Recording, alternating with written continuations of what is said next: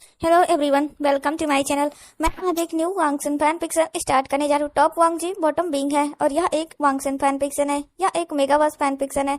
Bing एक omega है, लेंजेन एक अल्फा है। अगर आपको स्टोरी पसंद आए तो मेरे चैनल को लाइक, सब्सक्राइब एंड कमेंट कर दीजिएगा। Let start the story. Story के स्टार्टिंग में हम हमारे मेन लीड बिंग को देखते हैं, जो कि रोड पर अंधाधुंध भागते हुए, जिसके गोद में उसका बेबी आयुवान होता है। वांग बिंग उसे अपने सीने से लगाए हुए पीछे बार बार मुड़ कर देख रहा था कि वो लोग कहाँ तक पहुंचे, क्योंकि उसके वांग बिंग के पीछे कुछ अल्फा भागते हुए आ रहे थे, जो कि बिंग को मारना चाहते थे। बिंग उन सबसे बचते हुए अपने बेबी को अपने गोद में लिए भाग रहा था। अपने दूसरे हाथ से किसी को बार बार कॉल करने की कोशिश कर रहा था, लेकिन वो इंसान कॉल पिक ही नहीं कर रहा था। बिंग बोलता, वांग जी प्लीज पिक कर लो फोन, मेरी और बेबी की जान बहुत ज्यादा ही रिस्क में है, please please pick up the phone. ऐसा बोलते हुए बिंग बहुत ज्यादा ही गॉड से रिक्वेस्ट कर रहा था कि वांग जी उसका फोन पिक कर ले, लेकिन वांग जी तो फोन बिंग का पिक ही नहीं कर रहा था। थोड़ी देर बाद हम दूसरी साइड वांगजी को देखते हैं। वांगजी जो कि वॉशरूम में होता है और वो फ्रेश हो रहा था, तभी वहां पर एक लड़की आती है और वो जब वांगजी का फोन देखती है बजता हुआ, तो वो उस फोन को उठा लेती है और उस पर जब बिंग का नंबर शो होता देखती है तो वो पिक कर लेती है फोन को और बोलती है कि हेलो। तभी उधर से बिंग बोलता है, तुम कौन हो और ये वांगजी का फोन है, उसे दो। ये सुन करके वो लड़की बोलती है, वो मुझे लगता है तुम विभूषान हो। ये सुन करके बिंग बोलता है कि हाँ हाँ, तुम जल्दी से वांगजी को फोन दो ना, मुझे तुम्हारे बारे में जानने में कोई इंटरेस्ट नहीं, प्लीज। ये सुनकर के लड़की बोलती है, सॉरी लेकिन वो तो शावर ले रहा है, अभी हम लोगों ने बहुत इंजॉय किया था ना, इसलिए। ये सुनकर के विंग तो शॉक हो जाता है और बोलता है तुम मजाक कर रही हो। तो वो बोलता है रुको, मैं तुम्हें आवाज सुना देती हूँ। ऐसा बोलते हुए वो लड़की वॉशरूम के क्लोज ले जाती है, जहाँ पर शावर की आवाज आ रही होती है। ये देख करके विंग तो बहुत ज्यादा ही शौक में पहुंच जाता है और विंग तुरंत ही वो कॉल कट कर देता है और वो अपनी जान बचा करके अपनी बेबी को लेकर के भाग रहा होता है रोड पे। एक जगह पर आकर के विंग छुप भी जाता है, लेकिन वो लोग बिंग का पीछा नहीं छोड़ते, वो फिर भी बिंग को ढूंढ रहे होते हैं। दूसरी तरफ हम वांगजी को देखते हैं। वांगजी जब फ्रेश होकर के बाहर आता है तो वो अपने रूम में उस लड़की को देख करके बोलता है, वांग जीशवान तुम यहाँ पर क्या कर रही हो और मेरे फोन को क्यों टच कर रही हो। ये सुन करके वांग जीशवान बोलती है, ओ वांग जी, मुझे तो बस ये फोन बजता हुआ दिखा इसलिए मैंने उठा लिया, इस पे तुम्हारे हस्बैंड का कॉल आ रहा था। ये सुन करके वांग जी जल्दी से बिंग के पास कॉल करने लगता है, लेकिन बिंग का फोन तो बिंग के पास अब था ही नहीं, क्योंकि बिंग ने उस गुस्से में अपने फोन को फेंक दिया था। और वांगजी को देखते हैं, बार बार उस फोन पे कॉल कर रहा था, लेकिन वो फोन कोई उठाने वाला नहीं था। वांगजी बहुत ज्यादा टेंशन में आ जाता है कि क्या हुआ है, बिंग उसका फोन क्यों नहीं उठा रहा है। जिसके बाद जल्दी से वांगजी शर्ट कुछ जो भी उसके हाथ लगता है वो जल्दी से पहनता है और वहां से भागता है। वो वहां से डायरेक्टली उस लोकेशन पर आता है जहां पर वो फोन था, और वांगजी जब उस फोन को वहां पर पड़ा हुआ देखता है इस बुरे हालत में, तो वांगजी सोचता हुआ क्या होगा। ऐसा सोचते हुए वांगजी इधर उधर देखने लगता है, सभी जगह को सर्च करने लगता है। वांगजी अपनी कार में फिर से बैठता है और वो आगे जाता है। तभी वांगजी को कुछ लोग दिखते हैं जहां पर बहुत बुरी तरीके से जैसा लग रहा था किसी को मारा गया है, क्योंकि वहां पर ब्लड के स्टेन भी थे और वहां पर एक बेबी रो रहा था। जब वांगजी उस बेबी को देखता है तो वो बहुत ज्यादा शौक हो जाता है और बोलता है आईवान। ऐसा बोलते हुए वो उस बेबी को उठा लेता है। वांगजी जल्दी से उस बेबी को चेक करता है तो वो बेबी की हालत तो ठीक थी, उसे ज्यादा चोट नहीं लगी थी, वो ठीक ठाक था बेबी। उसके बाद भी वांगजी सोचता है बिंग कहाँ गया, वो ऐसे बेबी को छोड़ करके कैसे जा सकता है, और ये ब्लड ये तो आईवान के नहीं है। तो बिंग को ऐसा सोचते हुए वांगजी तो पूरी तरीके से 2 कदम पीछे चला जाता है और वो सोचता नहीं, मेरे बिंग को कुछ नहीं हो सकता, मैं तुम्हें ढूंढ कर रहूंगा बिंग, सॉरी मैं लेट हो गया ना, अब मैं तुम्हें सच में प्रोटेक्ट करके रहूंगा चाहे जो हो जाए। ऐसा बोलते हुए वांगजी अपनी कार में बैठता है अपने बेबी को अपने पास लिए हुए, और वो कार से ड्राइव करते हुए अपने इधर उधर देख रहा था और वो बिंग को ढूंढने की कोशिश कर रहा था, लेकिन उसे कहीं भी बिंग नहीं दिखता। वांगजी बहुत ज्यादा परेशान हो जाता है। दूसरी तरफ हम बिंग को देखते हैं, बिंग जो कि उन लोगों से बोलता है प्लीज मुझे जाने दो, मेरा बेबी मेरा इंतजार कर रहा होगा। लेकिन वो लोग बोलते हैं तुम चिंता मत करो, तुम्हें मारने के बाद हमें उसे भी मारना है, हम जिंदा उसे नहीं छोड़ने वाले। ये सुनकर के बिंग बोलता है प्लीज मैंने तुम्हारा क्या बिगाड़ा है, प्लीज मुझे जाने दो। लेकिन वो लोग बिंग को नहीं छोड़ते और बिंग को वहां पर बहुत बुरी तरीके से एक बड़े से स्टिक से हिट कर दिया जाता है और बिंग वहां पर बेहोश गिर जाता है। तभी वो लोग वहां से देखते हैं कि वो इंसान अब बचने वाला नहीं है, तो उसे वहां से छोड़ करके वैसे ही चले जाते हैं और वो उस जगह पर आते हैं जहां पर उन्होंने आईवान को छोड़ा था, लेकिन वहां पर आईवान नहीं होता। ये देख करके वो लोग सोचते हैं कि ये लड़का कहाँ गया, उसे हमें मारना है, अगर नहीं मारा तो हमें पैसे नहीं मिलेंगे।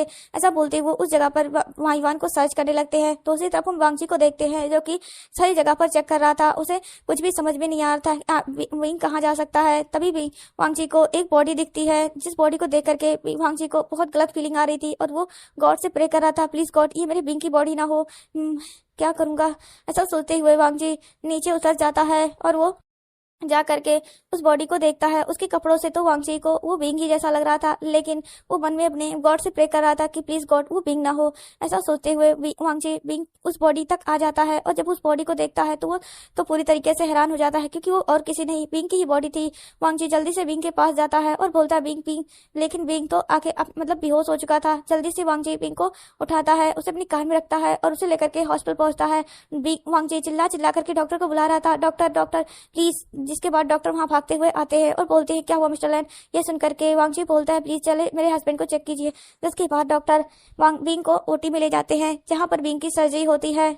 डॉक्टर भागते हुए आते हैं और बोलते हैं प्लीज हमें ओ नेगेटिव ब्लड ग्रुप चाहिए, क्योंकि हमारे पास अभी ओ नेगेटिव ब्लड नहीं है, क्योंकि हमने अभी जल्दी में एक प्रेग्नेंट लेडी की सर्जरी की थी, जिसमें हमारा बहुत ज्यादा ही ब्लड बैंक में ब्लड अवेलेबल इसलिए नहीं है। ये सुनकर के वांगची बोलता है अब मैं क्या करूं।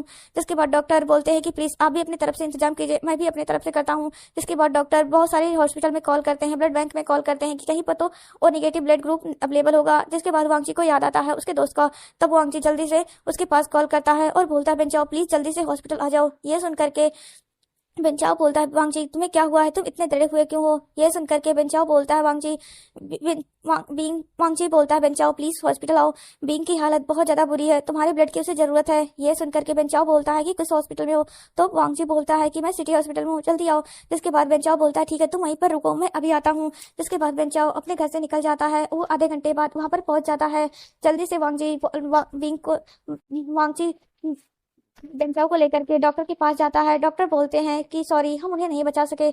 ये सुनकर के तो वांगची पूरी तरीके से शॉक हो जाता है और बोलता है डॉक्टर अब ये क्या कह रहे हैं, उसे कुछ नहीं हो सकता। ऐसा बोलते हुए वांगची अंदर जाता है और वो बिंग को देख करके रोने लगता है और बोलता है बिंग तुम्हें कुछ नहीं हो सकता, तुम अपने वांगची को इतनी बड़ी छोटी सी गलती का इतना बड़ा पनिशमेंट नहीं दे सकते, तुम्हारा वांगची तुम्हारे बिना मर जाएगा, प्लीज उठो। ऐसा बोलते हुए वांगची बार बार बिंग को उठा रहा था। तभी वांगची बिंग का हाथ पकड़ लेता है और वो बोलता है बिंग तुम उन्हें प्रॉमिस किया था ना कि तुम लाइफ टाइम तक मेरा साथ दोगे। छोटी अगर मुझसे कभी गलती हुई तो तुम एक बार उसे माफ करोगे, मेरी फर्स्ट गलती और लास्ट गलती समझकर माफ कर दो। मैं हर बार तुम्हारे फोन पिक करूंगा, मैं चाहे कई बार हूँ, प्लीज मुझे माफ कर दो। ऐसा बोलते हुए भी वांगची बार बिंग से माफी मांगता था, लेकिन वांगची आंखें नहीं खोलता, क्योंकि उसका तो ऐसा डॉक्टर बोलते थे डेथ हो चुकी है।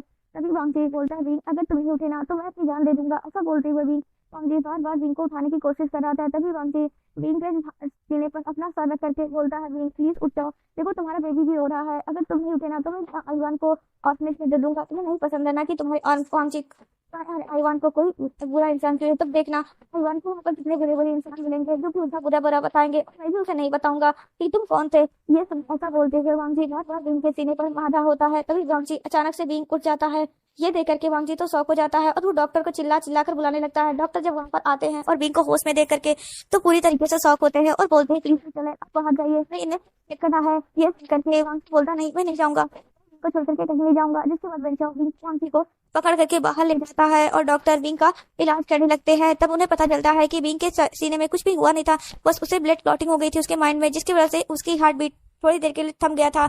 ये समझते हुए डॉक्टर जल्दी से सर्जरी के लिए बोलते हैं और बोलते हैं कि प्लीज आप जल्दी से हमारे साथ चलिए, हमें आपकी ब्लड की जरूरत है, हमें उनकी सर्जरी करनी होगी, क्योंकि उनके माइंड में एक ब्लड क्लॉट बन रहा है। अगर वो ब्लड क्लॉट ऐसे ही रहा तो हम उन्हें कभी नहीं बचा पाएंगे, उनकी हमें जल्द से जल्द उस ब्लड क्लॉट को होने से रोकना होगा। ये सुनकर के वांगची बोलता है कि प्लीज बेंचाओ बोलता है वांगची तुम चिंता मत करो, मैं सब कुछ देख लूंगा, बस तुम आईवान का ध्यान रखो, देखो वो रो रहा है। ये सुनकर के वांगची जल्दी से अपने बेबी को ले लेता है जो एक नर्स के गोद में होता है और बोलता है आईवान चिंता मत करो, मम्मा को कुछ भी नहीं होगा, देखो डेटा तुम्हारे पास है। ऐसा बोलते हुए वांगची बार बार अपने बेबी को अब चुप कराने लगता है। दूसरी तरफ बेंचाओ जो कि चेकअप कराने के लिए चला गया था, थोड़ी देर चेकअप करने के बाद डॉक्टर बेंचाओ से ब्लड लेते हैं और बिंग का सर्जरी करने लगते हैं। करीबन 3 से 4 घंटे वो सर्जरी चलती है, जहां पर लैन फैमिली पहुंच चुकी होती है। वांगची जब लैन फैमिली को देखता है तो वो बोलता है कि मैं आप लोगों को छोड़ने वाला नहीं हूँ। ये सुनकर के वो लोग बोलते हैं कि वांगची हमने क्या किया है, लेकिन वांगची अभी कुछ नहीं बोलता।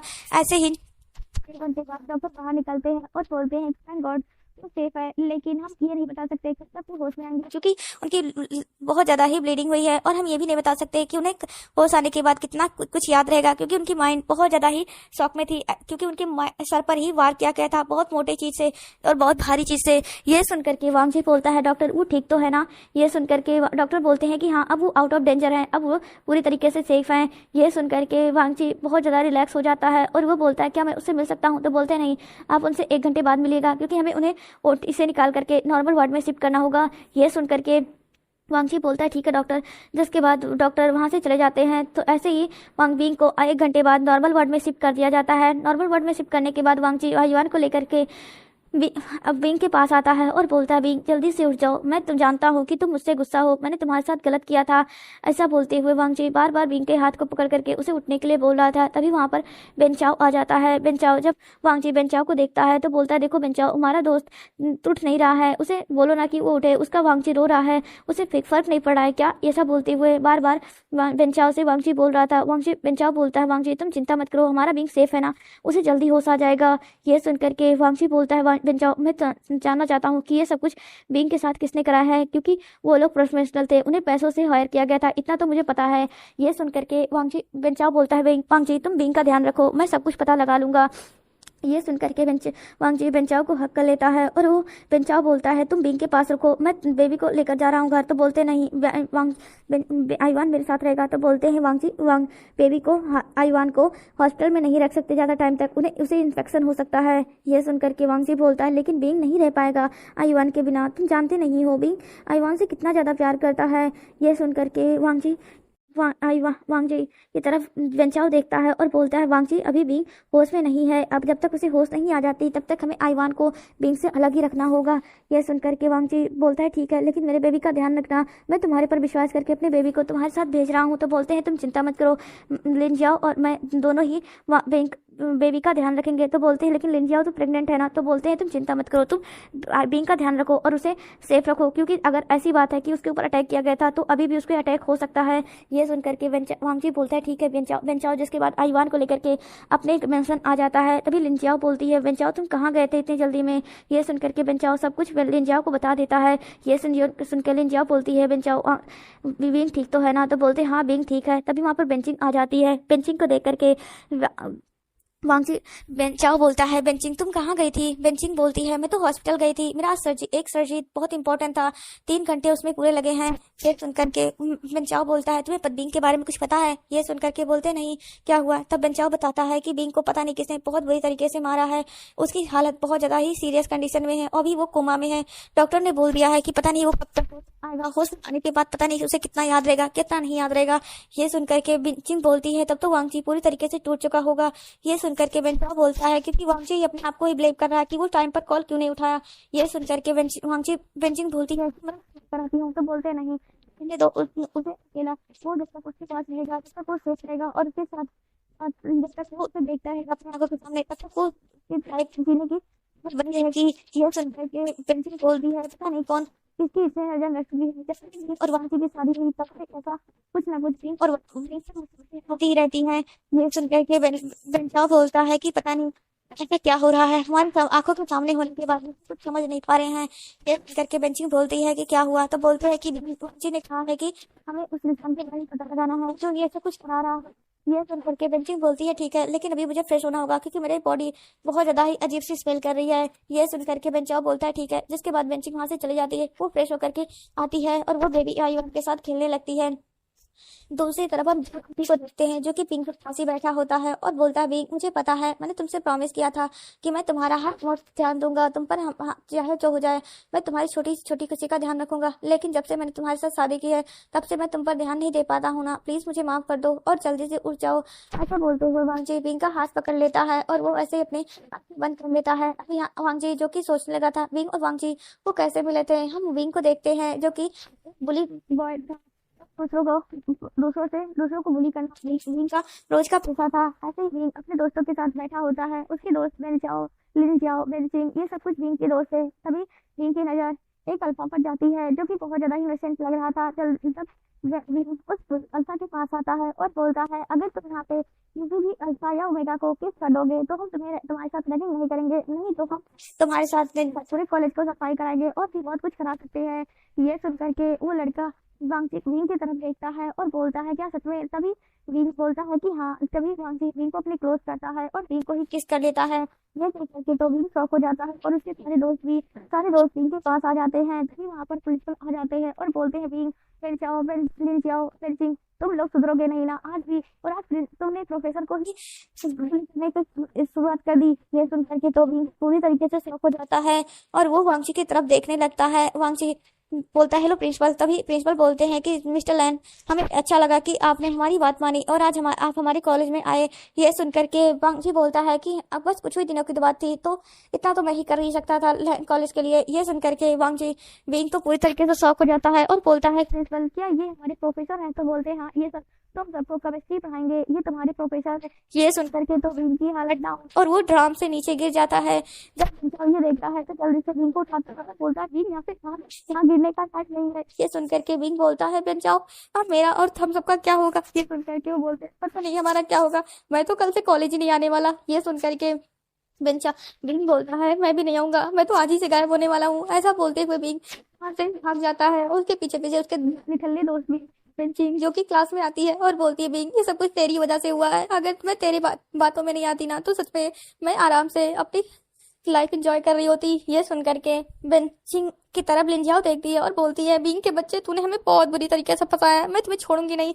ये सुन करके बिंग बोलता है अरे मेरी माँ मुझे छोड़ दे, मैं मेरी क्या गलती है, मुझे क्या पता था कि बस प्रोफेसर होगा। सब बोलते हैं वो लोग अपने सर पे हाथ मार करके बैठे होते हैं। तभी वहाँ पर प्रिंसिपल की एंट्री होती है और बोलते हैं हेलो आपके पास प्रिंसिपल आप ये जानते ही हैं और मैं आपको ले आपकी केमिस्ट्री के प्रोफेसर से मिलाना चाहता हूँ। ये लैड वांगजी हैं आपके नए केमिस्ट्री के प्रोफेसर। आप लोग इनसे बदतमीजी मत कीजिएगा और उनकी बातों को पूरे ध्यान से सुनिएगा और समझिएगा। ऐसा बोलते हैं और वो वांगजी की तरफ देखते हैं और बोलते प्रोफेसर अब आप अपना लेक्चर शुरू कर सकते हैं। जिसके बाद प्रिंसिपल वहां से चले जाते हैं। प्रिंसिपल के जाने के बाद प्रोफेसर बोलते हैं पहले तो आप लोग अपना इंट्रोडक्शन दीजिए। ये सुनकर के सभी लोग धीरे धीरे खड़े होते हैं और एक एक करके अपना इंट्रोडक्शन दे रहे थे। हम विंग को देखते हैं जो कि अपना मुंह छुपा रहा होता है। तभी बेंचाओ बोलता है विंग आज हमारी किस्मत ही खराब है, पहली क्लास इसकी है। ऐसा बोलते हुए वो पहले विंग खड़ा होता है। विंग बोलता है हेलो सर, मेरा नाम बीबू शियान है और मैं इस कॉलेज का टॉपर हूँ। ये सुनकर के वांगजी बोलता है टॉपर हो तभी तुम्हारी हरकतें ऐसी है। ऐसा बोलते हुए वांगजी विंग की तरफ देखता है। विंग बोलता है सर मेरी कोई गलती नहीं है, आपने नहीं बताया था कि आप प्रोफेसर हैं। ये सुनकर के वांगजी बोलता है क्या तुमने मेरी बात सुनी थी। ये सुनकर के विंग बोलता है नहीं। जिसके बाद विंग बैठ जाता है। विंग के बैठ जाने के बाद बेंचाओ खड़ा होता है। बेंचाओ बोलता है हेलो सर, मेरा नाम बेंचाओ है और मैं ना टॉपर हूँ ना बैक बेंचर हूँ, मैं एक नॉर्मल स्टूडेंट हूँ। ऐसा बोलते हुए बेंचाओ भी बैठ जाता है। धीरे धीरे सभी लोग खड़े होते हैं बैठते हैं। ऐसे ही सभी लोग का इंट्रोडक्शन खत्म हो जाता है। लेकिन विंग की गैंग की तो बैंड बजी पड़ी होती है। जब वांगची को वो लोग देखते हैं कि वो पढ़ाई नहीं कर रहे हैं तभी वांगची उन लोगों को खड़ा कर देता और उनसे कोई ना कोई उठपटांग सवाल पूछ लेता। तो लोग सारे बेचारे पक चुके होते हैं वांगची की वजह से। जिसके बाद वांगची का क्लास खत्म हो जाता है। वांगची की क्लास खत्म होने के बाद वो लोग दूसरी क्लास में आ जाते हैं। ऐसे उनकी दूसरी क्लास खत्म होती है और उसके बाद वो लोग अपनी कैंटीन में आते हैं। तभी वहाँ पर एक लड़की वहाँ बिंग के पास आती है और बोलती है बिंग क्या तुम मुझे बता सकते हो कि उस प्रोफेसर का नंबर क्या है। ये सुनकर के बिंग बोलता है कि प्लीज यार मेरा दिमाग खाना बंद करो, क्योंकि मैं उस प्रोफेसर की कुंडली निकाल करके नहीं बैठा हूँ कि मैं तुमसे कोई नंबर और ये फलाना ढमकाना बताने बैठूं। जानती से इधर से निकल लो नहीं तो मैं तुम्हारी बैंड बजा दूंगा। ये सुनकर के वो लोग वहाँ से भाग जाते हैं। जिसके बाद बेंचाओ बोलता है बिंग यहाँ तो हमारी इज्जत ही खत्म हो गई है। जो लोग हमसे हमेशा डरा करते थे वो हमारे पास आकर के उस प्रोफेसर की नंबर मांग रहे हैं, क्या इज्जत रह गई है हमारी। ये सुनकर के विंग बोलता है यार मेरा खुद बैंड बजा पड़ा है, तू दिमाग मत खा। जिसके बाद ऐसे ही थोड़ा टाइम बीतता है। उसके बाद वहाँ पर वांगची अपने सभी प्रोफेसर के साथ वहाँ पर कैंटीन में आ जाता है। बिंग बोलता है चलो हमारे जाने का टाइम आ गया है।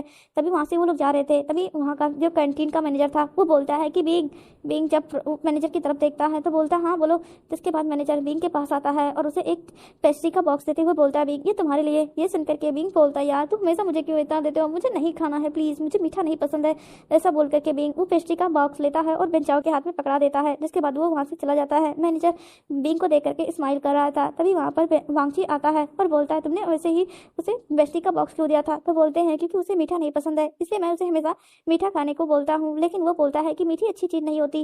ऐसा ये सुनकर के वांगची बिंग को जाता हुआ देख रहा था। इसके बाद में ऐसे ही क्लास खत्म हो जाती है, मतलब वो लोग क्लास खत्म हो जाती है। क्लास के खत्म होने के बाद सभी लोग अपने कार में बैठे होते हैं। तभी बैंक बोलता है कि चलो रेस करते हैं। ये सुन करके वो लोग बोलते हैं कि हाँ तुमने सही कहा। जिसके बाद वो रेस करने अपनी रेस के लिए अपनी कार निकाल ही रहे थे। तभी वांगजी अपनी कार में आकर बैठ जाता है, लेकिन उस कार में बैठता ही उससे पहले बिंग और उसके दोस्त अपनी अपनी कार लेकर के निकल जाते हैं। वांगजी बोलता है ये कितने ज्यादा बदतमीज हैं, इनके जितना बदतमीज तो मैंने कभी भी नहीं देखा।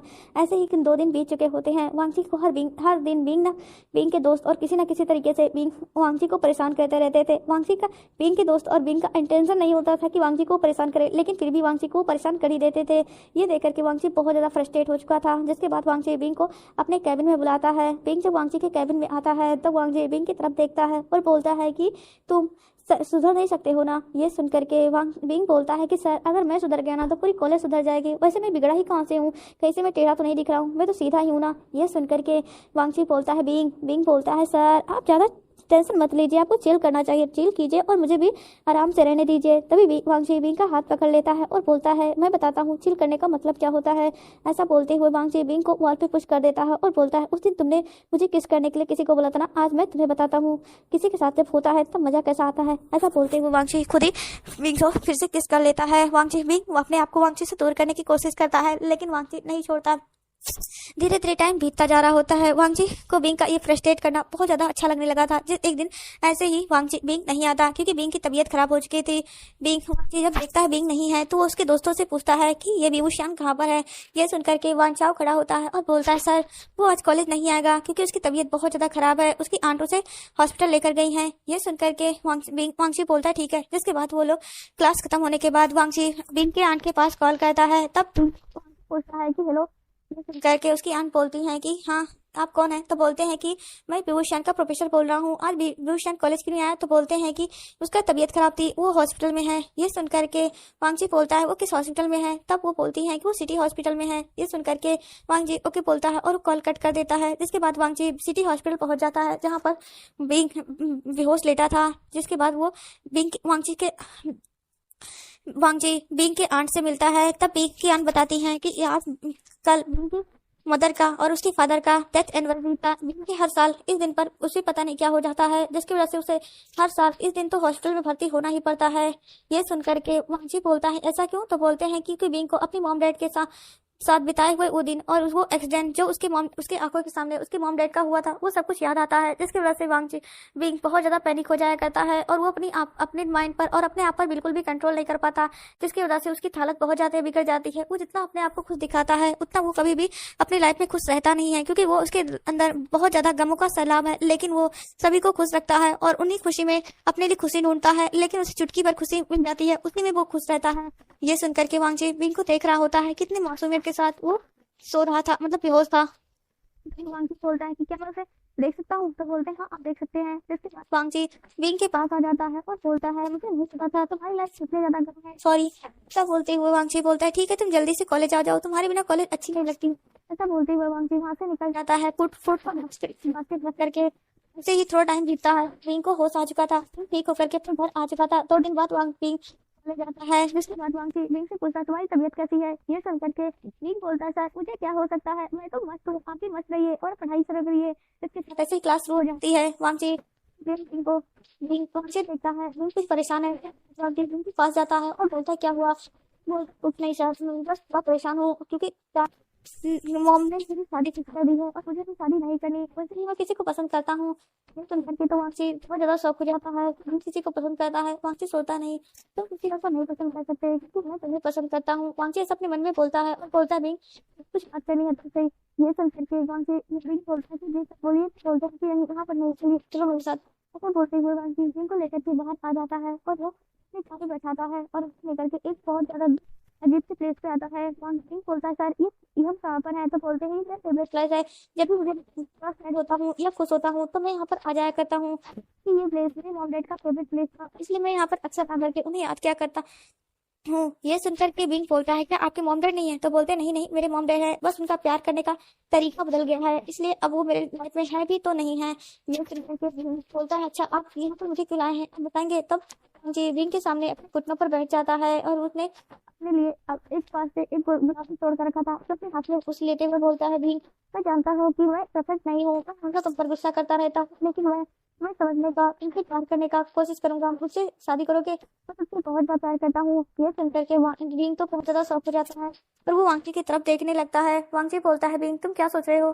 बिंग बोलता है वांगची सर लेकिन मैं आपसे तो बोलते हैं कि क्या हुआ, तो मुझे नहीं पसंद करते, मुझे पता है मुझे जैसे क्रोध को जैसे गुस्सैल इंसान को कौन पसंद करेगा, लेकिन प्लीज मुझे रिजेक्ट मत करो, मैं तुमसे बहुत ज्यादा प्यार करता हूँ, मैं सच में मैं तुम्हारे लिए अपने आप को बदल दूंगा, मैं तुम पर ध्यान दूंगा, मैं कभी भी तुम्हें नहीं डांटूंगा, प्लीज मुझे एक्सेप्ट कर लो। ये सुनकर के वांगची बिंग हंसने लगता है और बोलता है प्रोफेसर पहले मेरी बात तो सुन लीजिए, मैं कहना क्या चाहता हूँ। ये सुनकर के वांगची बिंग की तरफ देखने लगता है। तब बिंग बोलता है सर मैं भी आपसे बहुत ज्यादा पसंद करता हूँ, मुझे तो आप पहले ही दिन पसंद आ गए थे जब मैंने आपको कॉलेज के इंटर्न गेट पर देखा था, लेकिन मैं सोच रहा था कि आप इतने ज्यादा हैंडसम हो, आप कैसे हो गए, लेकिन आप तो इतने ज्यादा स्वीट और क्यूट हो। ऐसा बोलते हुए बिंग वांगची को किस कर लेता है। तब वांगची बोलता है कि तुम्हारी शादी, तो बोलते हैं वो तो होनी ही है, मैं आपको साथ मैं क्या करूं, मुझे वो शादी करनी होगी। ये सुनकर के वांगची बोलता है अभी तो कहा तुम प्यार करते हो मुझसे, तो बोलते हैं मैंने कहा ना मुझे शादी करनी होगी, क्योंकि वो मेरे अंकल आंटी है और मैं अंकल आंटी के खिलाफ नहीं जा सकता, क्योंकि मेरे अंकल आंटी मेरी लाइफ में बहुत ज्यादा इंपॉर्टेंट लगते हैं।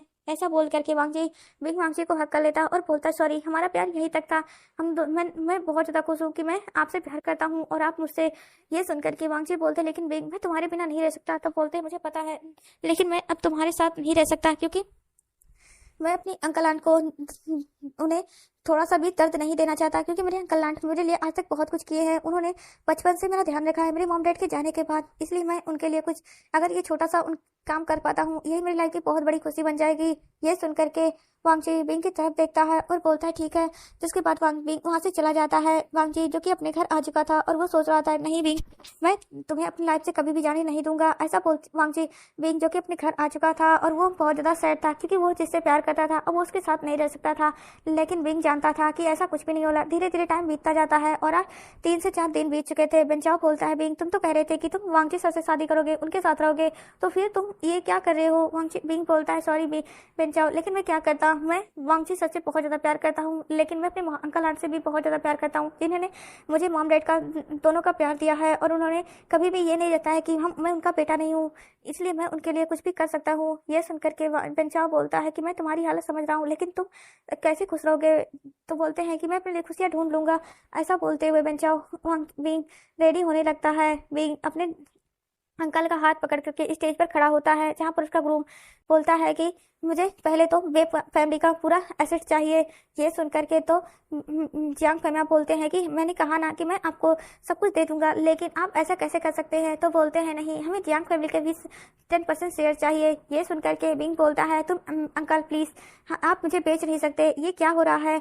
आपने कहा था कि आप मेरी शादी अपने दोस्त के बेटे से करा रहे हैं, फिर ये तो बोलते हैं बिंग ये तुम्हारे मॉम डैड ने तुम्हारी शादी फिक्स की थी, इसलिए हमें ये शादी करानी पड़ रही है, क्योंकि तुम्हारे मॉम डैड की आखिरी इच्छा थी। ये सुनकर के बिंग बोलता है मॉम डैड यहाँ अगर होते और वो देखते कि उनके दोस्त कैसे हैं तो वो कभी भी हमारी शादी इससे नहीं कराते। ये सुनकर के जियांग फेमिया बिंग को हक कर लेते हैं और बोलते हैं लेकिन बेटा तुम्हारी मॉम डैड की आखिरी इच्छा है, हम लोग कैसे ना पूरा करें, तुम जानते हो। तो बोलते हैं लेकिन अंकल तभी वहाँ पर वांगची आ जाता है और बोलता है कि मैं इस शादी के साफ साफ खिलाफ हूँ। ये सुनकर के जियांग फेमिया बोलते हैं तुम कौन हो? ये सुनकर के वांगची बोलता है कि मैं बिंग का प्रोफेसर हूँ और मैं नहीं चाहता कि बिंग की शादी इस इंसान के साथ हो, इतने घटिया जो कि किसी भी ओमेगा को लड़कियों कपड़े की तरह इस्तेमाल करता है हर रात। ये इसे नई ओमेगा चाहिए जिसके साथ ये रंग लनिया मचा सके और उसके बाद उन्हें ऐसे फेंक देता है जैसे वो उनकी लाइफ में कभी एग्जिस्ट करती ही नहीं थी। और आप क्या चाहते हैं कि बिंग की भी लाइफ ऐसी हो जाए? ये सुनकर के जियांग फेमिया और मैडम यू तो शौक हो जाते हैं। मैडम यू उस लड़के के पास आती हैं और बोलती हैं तुम क्या सच में ऐसे हो? ये सुनकर के वो लड़का बोलता है तो क्या हुआ, मैं लीशन हूँ और मैं ऐसा कर सकता हूँ, मेरे पास इतने दम है और वैसे भी एक अल्फा कितने भी ओमेगा रखे कोई फर्क नहीं पड़ता। ये सुनकर के मैडम यू बोलती हैं ये शादी नहीं हो सकती। तभी वहाँ पर सभी लोग बातें करने लगते हैं इसकी तो शादी टूट गई, अब इसके साथ क्या होगा? तभी वांगची बोलता है बिंग क्या तुम मुझसे शादी करोगे? ये सुनकर के बिंग वांगची की तरफ देखता है। मैडम यू बोलती है बिंग तुम्हारे साथ कोई जबरदस्ती नहीं है बेटा, अगर तुम शादी करना चाहते हो तो कर सकते हो, अगर नहीं तो कोई बात नहीं। ये सुनकर के बिंग बोलता है आंट मैं सर के साथ शादी करने के लिए रेडी हूँ। ये सुनकर के मैडम यू और जे फैमिया बहुत ज्यादा खुश हो जाते हैं और उसके बाद वो वहाँ पर बिंग और वांगची की शादी करा देते हैं। शादी होने के बाद वांगची बिंग का हाथ पकड़ता है और बोलता, देखा आज से तुम मेरे हो, अब मैं तुम्हें कभी भी अपने आप से दूर नहीं जाने दूंगा और मैं तुमसे प्रॉमिस करता हूँ तुम्हारे हर मुसीबत में, चाहे छोटी सी छोटी मुसीबत हो या बड़ी से बड़ी हर मुसीबत में तुम्हारे साथ रहूंगा। ये सुनकर के वांगची बिंग बोलता है कि थैंक यू सर, मेरा साथ देने के लिए, मेरे साथ रहने के लिए और मुझे समझने के लिए। ये सुनकर के वांगची बोलता है कि थैंक यू करने की कोई बात नहीं है। इसके बाद वांगची बिंग को लेकर के अपने घर आ जाता है। तभी मैडम लेन और मास्टर लेन जो कि बिजनेस ट्रिप से अभी अपने घर आए होते हैं, तभी वो वांगची को देखते हैं जिसके साथ एक ओमेगा अपने ब्राइडल जोड़े में आ रहा था। ये देख करके मिस्टर लेन बोलते हैं, वांगची ये कौन है? ये सुनकर के वांगची बोलता है कि मॉम और डैड, ये पीबूशान है जो कि मेरा हस्बैंड है, मैंने आज इससे शादी की है। ये सुनकर के मैडम लेन बोलती है, वांगची तुम कैसे ऐसे ही किसी से कैसे शादी कर सकते हो? मैंने तुम्हारी शादी इतनी अच्छी लड़की वांगची श्वान से फिक्स की है और तुम ऐसे ही किसी से शादी करके अपनी लाइफ बर्बाद नहीं कर सकते और मैं इस रिश्ते को नहीं मानती। ये सुनकर के वांगची बोलता है, मॉम आप मानती है या नहीं मानती है, मुझे इससे फर्क नहीं पड़ता क्योंकि मैंने बिंग से शादी की है और बिंग मेरा हस्बैंड है और मैं बिंग को पसंद करता हूँ। ये सुनकर के मैडम लैन बोलती है, वांगची तुम समझ नहीं रहे हो। ये सुनकर के वांगची बोलता, मॉम मुझे समझना भी नहीं है, चलो बिंग। ऐसा बोलते हुए वांगची बिंग का हाथ पकड़ता है और उसे लेकर के अपने रूम में आ जाता है।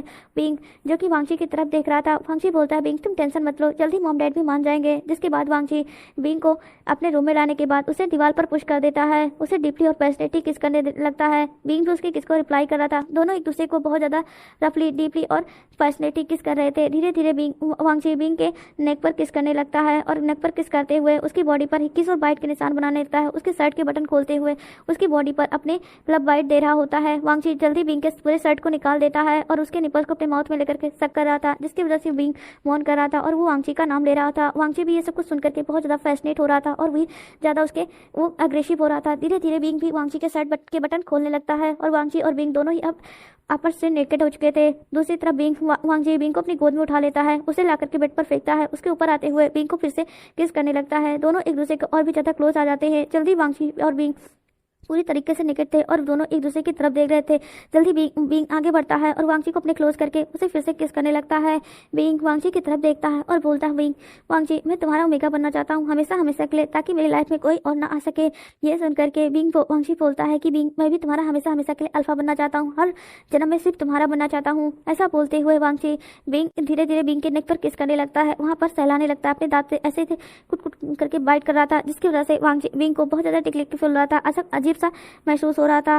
और वांगची जल्दी बिंग के नेक पर अपनी अल्फा बाइट दे देता है और जिसकी वजह से वांगची बिंग एक जोर की चीख करता है, लेकिन वांगची जल्दी बिंग को किस करने लगता है और दोनों ही एक दूसरे को बहुत ज्यादा डीपली फिसनेटली किस कर रहे थे। जल्दी वांगची बिंग के साथ इंटीमेट होने लगता है। ऐसे ही दोनों एक दूसरे में खो चुके थे। पूरी रात बीत जाती है और वांगची और बिंग बहुत ज्यादा खुश थे। धीरे धीरे टाइम बीतता है और मैडम लैन बिंग को अब टॉर्चर करना शुरू कर दी थी। वो बिंग से ऐसा ऐसा काम मतलब घर के काम कराया करती थी, उसे कॉलेज जाने पर रोका करते थे, लेकिन वांगची के सामने मैडम लैन कुछ नहीं कर पाती है, जिसकी वजह से वांगची बिंग की कॉलेज तो नहीं रुकती। बिंग अपना ग्रेजुएशन कंप्लीट करता है, लेकिन बिंग जो कि अब अपनी लाइफ में कुछ अच्छा करना चाहता था, वो अपने बिजनेस को संभालना चाहता था, अपने बेक ऑपरेशन को अलग ऊंचाइयों पर ले जाना चाहता था, लेकिन ये मैडम लैन को मंजूर नहीं था, जिसकी वजह से मैडम लैन ने बिंग को कहा था कि अब उन्हें एक ग्रैंडसन चाहिए। अगर तुम ऐसा नहीं कर सकते तो तुम मेरे बेटे को डिवोर्स दे दो, क्योंकि तुम अगर इसके लायक नहीं हो तो। ये सुनकर के वांगची बोलता है, मैम आप ऐसा कैसे बोल सकती हैं, बिंग को आप किसी चीज़ के लिए फोर्स नहीं कर सकती। ये सुनकर के मैडम लैन बोलती है, वांगची मैं किसी चीज़ के लिए उसे फोर्स नहीं कर रही हूँ, इतना दिन हो गया है, तुम्हारी शादी को 2 साल पूरे हो गए हैं, लेकिन अभी तक तुम दोनों पेरेंट्स नहीं बने हो, पक्का इस ओमेगा में ही कोई खामी है। ये सुनकर के वांगची बोलता है, हम दोनों ही नहीं चाहते कि अभी हम पेरेंट्स बने, क्योंकि हम अपने बिजनेस और अपनी लाइफ पर ध्यान देना चाहते हैं। ये सुनकर के मैडम लैन बोलती है, मैं कुछ नहीं जानती, मुझे तो ग्रैंडसन चाहिए। ये सुनकर के वांगची बिंग की तरफ देखता है। बिंग बोलता है कि आपको मैं कुछ नहीं कहूंगा क्योंकि आप मेरी मदर की जैसी हैं, लेकिन प्लीज आप मुझे किसी चीज के लिए फोर्स मत कीजिए, क्योंकि मुझे पसंद नहीं है किसी चीज के लिए मुझे कोई फोर्स करे। ऐसा बोलते हुए बिंग वहां से चला गया होता है। बिंग अपने रूम में बैठा होता है और वो याद कर रहा था, तभी वहां पर वांगची आ जाता है। बिंग बोलता है, वांगची ये क्या हो रहा है, मैंने तो ये नहीं सोचा था कि मेरी लाइफ ऐसी होगी। तुम्हारी मॉम मुझे क्यों नहीं पसंद करती, 2 साल हो चुके हैं तुम्हारी मेरी और शादी को, लेकिन आज भी वो मुझे उतना ही हेट करती हैं, वो कभी भी मुझे नहीं पसंद करेंगी। ये सुनकर के वांगची बोलता है, बिंग तुम चिंता मत करो, जल्दी मॉम समझ जाएंगी, जैसे हम दोनों खुश रहना एक साथ। ये सुनकर के बिंग वांगची को हक कर लेता और बोलता है, तुम्हें तो मेरी लाइफ की लाइफ लाइन हो, जिसकी वजह से मैं सब कुछ सहने को तैयार हूँ। ये सुनकर के वांगजी बोलता है कि बिंग सॉरी, मैं तुम्हें जो खुशी देना चाहता था वो नहीं दे पा रहा हूँ ना। ये सुनकर के बिंग बोलता है नहीं वांगजी, मैं बहुत ज्यादा खुश हूँ। ये सुनकर के वांगजी बोलता है कि मैं जानता हूँ कि मॉम तुम्हें और डैड बिल्कुल भी पसंद नहीं करते, वो तुम्हें हमेशा ह्यूमिलेट करते रहते हैं, लेकिन मैं कुछ नहीं कर पाता। मैं सच में एक नालायक अल्फा हूँ, तुम्हारा अल्फा बनने के लायक ही नहीं था। ऐसा बोलते हुए वांगजी बिंग को हक कर लेता है। बिंग भी वांगजी को हक कर लेता है। तभी उनके डोर पर नॉक होता है। वांगजी जाकर के डोर खोलता है, तब वहाँ पर लैंसस्टन खड़े होते हैं। लैंसस्टन बोलते हैं वांगजी और बिंग जल्दी से नीचे आ जाओ। वांगजी और बिंग दोनों ही नीचे आ जाते हैं। तब वहाँ पर मैडम लैन बोलती हैं कि वांगजी, मैंने सोचा है कि अगर तुम और बिंग दोनों मुझे पेरेंट्स नहीं बना, अब ग्रैंडसन नहीं दे सकते, तो मैं तुम्हारी शादी किसी और के साथ करा दूंगी। ये सुनकर के वांगजी बोलता मॉम आप ये क्या बोल रही हैं? तो बोलती है तुमने कहा ना कि तुम अभी अपने लाइफ में टाइम चाहते हो, लेकिन मैं जिस ओमेगा को तुम्हारी लाइफ में लाऊंगी उसे ऐसा नहीं चाहिए, तो वो तुम्हारे बेबी को भी संभाल लेगी और तुम्हें भी। ये सुनकर के बिंग बोलता है कि आप चिंता मत कीजिए, मैं आपको जल्दी ग्रैंडसन दूंगा। ये सुनकर के वांगजी बिंग की तरफ देखता है और बोलता है बिंग तुम्हें किसी चीज को अपने को फोर्स करने की जरूरत नहीं है। यह सुनकर के बिंग बोलता है नहीं वांगजी, मुझे तुमसे दूर जाने से अच्छा है कि मैं अपनी लाइफ में कुछ भी कर लूं। ऐसे ये सुनकर के वांगजी बिंग को हक कर लेता है। जिसके बाद मैडम लैन बोलती हैं और एक बात, मैंने लैंसस्टन तुम्हारी शादी फिक्स कर दी है बेन फैमिली की बेटी बेंचिंग के साथ। ये सुनकर के वांगजी लैंसस्टन तो शॉक हो जाते हैं और वो अपने माइंड में सोचते हैं कि मॉम को कैसे पता कि मैं बेंचिंग को पसंद करता हूँ। ऐसा सोचते हुए लैंसस्टन कुछ बोलने वाले थे, तभी वो सोचते हैं अगर मॉम को पता चल गया कि मैं बेंचिंग को पसंद करता हूँ तो शायद वो भी बेंचिंग के साथ ऐसा करे जैसा वो बिंग के साथ करती हैं। ऐसा सोचते हुए लैंसस्टन कुछ भी नहीं बोलते। धीरे धीरे टाइम बीतता है और लैंसस्टन और बेंचिंग की शादी हो जाती है और इधर बिंग प्रेग्नेंट हो चुका था। वांगजी और बिंग अपनी लाइफ में एक नई मोड़ पर बढ़ चुके थे, लेकिन उनकी लाइफ अभी भी वैसे थी। मैडम लैन की चालबाजियां कम नहीं हुई थी, वो आज भी चालबाजियां करा करती थी। अब वो बिंग के बच्चे को मारना चाहती थी ताकि वो पूरा ब्लेम बिंग पर डाल सके कि तब वो प्रेग्नेंट नहीं होना चाहता था और किसी तरीके से कोई प्रेग्नेंट हो गया तो अपने बेबी को संभाल नहीं सका, ताकि इस तरह वांगजी उसे छोड़ दे। ये सब कुछ बिंग जब ये सब कुछ देखता है तो उसे बहुत ज्यादा हर्ट होता है, लेकिन बिंग सब कुछ सह रहा था। धीरे धीरे टाइम बीतता है और वांगजी और बिंग क्या बेबी आ जाता है दुनिया में, लेकिन लैंसस्टन बेंचिंग के साथ अलग रहने लगे होते हैं क्योंकि मैडम लैन की हरकतें तो कभी भी सुधरने के लायक ही नहीं थी, इसलिए बेंचिंग अलग रहने लगती है और बेंचिंग और लैंसस्टन एक साथ खुश थे। ऐसे ही बिंग वांगजी अपने लाइफ में अपने बेबी के आने के बाद वो खुश रहने लगे थे, लेकिन उनकी खुशी को ग्रहण लग जाता है जब उनकी लाइफ में वांग जिशवान आती है। वांगजी बोलता है कि तुम यहाँ पर क्या कर रही हो? वांग जिशवान बोलती है तुम्हारी मॉम ने मुझे बुलाया है, मैं यहाँ से यहीं पर होंगी कुछ दिनों तक क्योंकि मेरे डैड यहाँ पर नहीं है और मैं घर पर अकेले नहीं रह सकती। ये सुनकर के वांग जिशवान की मैडम लैन बोलती है कि क्या हुआ वांगजी, ये मेरा घर है और मैं जिसको चाहूँ यहाँ पर रख सकती हूँ। ये सुनकर के वांगजी कुछ नहीं बोलता है और बोलता है ठीक है बिंग, तुम अपना ध्यान रखना और आयुआन का भी, मैं ऑफिस जा रहा हूँ। ये सुनकर के बिंग बोलता है ठीक है वांगजी। जिसके बाद वांगजी वहां से निकल चुका होता है और वो बिंग अपने बेबी के साथ खेलने में मस्त होता है। ऐसे धीरे टाइम बीतता जाता है। वांग जिशवान बोलती है कि आपने तो कहा था कि वांगजी मुझ पर ध्यान देगा, लेकिन मुझे यहाँ पर आए हुए एक हफ्ते से ऊपर हो चुके हैं, लेकिन वांगजी आज भी मुझ पर ध्यान नहीं देता है। ये सुनकर के मैडम लैन बोलती है वांगजी तुम्हारे पर ध्यान देगा, तुम चिंता मत करो, मैं जैसा कहती हूँ बस वैसा करती जाओ। ये सुनकर के मैडम लैन का वांग जिशवान बोलती है आंट मैं भी वांगजी को बहुत ज्यादा पसंद करती हूँ और मुझे वांगजी किसी भी कीमत पे चाहिए। यह सुनकर के मैडम लैन बोलती है मैं जानती हूँ बेबी। ऐसा बोलते हुए वांग जिशवान मैडम लैन वांग जिशवान को कुछ बातें बताती हैं। यह सुनकर के वांग जिशवान बहुत ज्यादा खुश हो जाती है और बोलती है सच में आंट आप बहुत ज्यादा ही औसम हो। ऐसा बोलते हुए वांग जिशवान मैडम लैन को हक कर लेती है। जब शाम होती है बिंग अपने रूम में होता है और अपने बेबी के साथ खेल रहा था, तभी वहां पर वांगजी आ जाता है। वांगजी जब बिंग और वांगजी अपने बेबी को इतना खुश देखता है तो बोलता है कि क्या कर रहे हो तुम दोनों, मुझे मिस किया कि नहीं? यह सुनकर के बिंग बोलता है कि हमने आपको बहुत ज्यादा मिस किया है ना बेबी। यह सुनकर के आयुआन भी हंसने लगता है। जब वांगजी आयुआन और बिंग को हंसता हुआ देखता है तो उसके पूरा दिन बन जाता है। उसके बाद वो बिंग के फेट पर किस करता है और बोलता है ठीक है मैं फ्रेश होकर के आता हूँ, उसके बाद हम दोनों मस्ती करेंगे। ऐसा बोलते हुए वांगजी अब फ्रेश होने के लिए चला गया था। फ्रेश होने के बाद वो अपने बेबी को अपनी गोद में लेता है और वो वांगजी और बिंग और उनका बेबी आयुआन ये तीनों मस्ती करने लगते हैं। वो अपने बेबी के साथ खेल रहे थे, तभी वहां पर वांग जिशवान आ जाती है। वांग जिशवान बोलती है वांगजी ये तुम्हारी मॉम ने तुम्हारे लिए शुभ भेजा है और बिंग तुम्हें मैडम तुम्हें आंट बुला रही हैं। ये सुनकर के बिंग बोलता है कि ठीक है। तभी मैडम वांग जिशवान बोलती है और बेबी को भी लाने के लिए बोली हैं।